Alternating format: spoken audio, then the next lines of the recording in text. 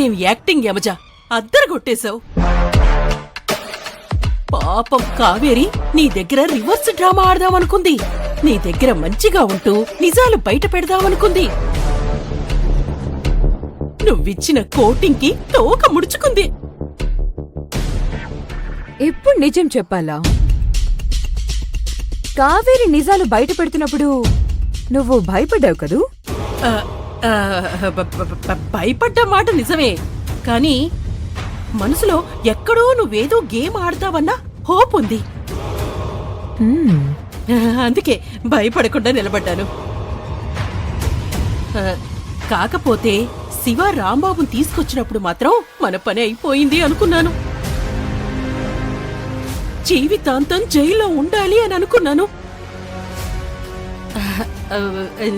నువ్వలా చూడకు. కావేరి తెలివితేటలు తమలపాకంతైతే నీ తెలివితేటలు అరిటాకంత అని నాకు తెలుసు. అయినా భయం ఉంటుంది కదా. మొదట్లో నేను కూడా కావేరిని నమ్మాను. తను ఎట్టి పరిస్థితుల్లోనూ శివపురం రాదు అనుకున్నాను.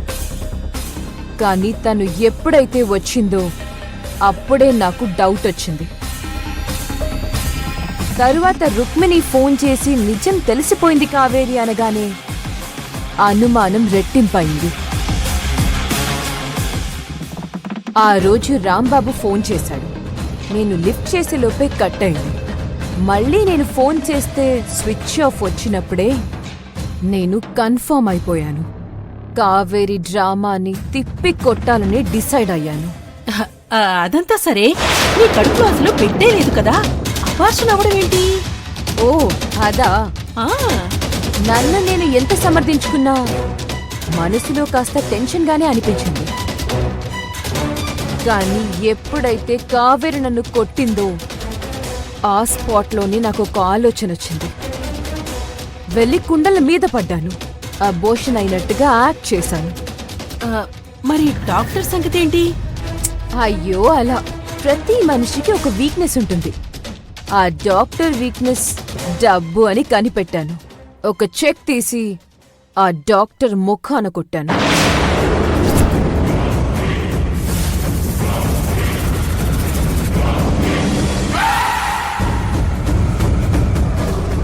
$5 lakhs. నాకు అబోర్షన్ అయింది. బయటికి వెళ్ళి నువ్విదే చెప్పాలి, అర్థమైందా? తీసుకో. Okay madam. అబ్బబ్బబ్బబ్బబ్బబ్బా, ఏం ట్విస్ట్ ఇచ్చావు యవజా. ఒక మనిషి నాతో ఒక మాట మాట్లాడగానే 10 మాటల తర్వాత వాడేం మాట్లాడతాడో చెప్పగలను. అలాంటిది పల్లెటూరులో ఉన్న ఒక డాక్టర్ని కొనలేనా? నువ్వు సూపర్ యవజా, సూపర్. నువ్వు కోరుకున్నది సాధించావు. అప్పుడేనా? భువన్ అత్తయ్య కంప్లీట్ గా నా కంట్రోల్లోకి వచ్చేసింది. కానీ బావ ఇంకా నా వైపు రాలేదు. తను కూడా నా వైపు రావాలి అంటే నా మెళ్ళో 3 ముళ్ళు వేయాలి. అలా జరగాలి అంటే బావ కావేరికి విడాకులివ్వాలి.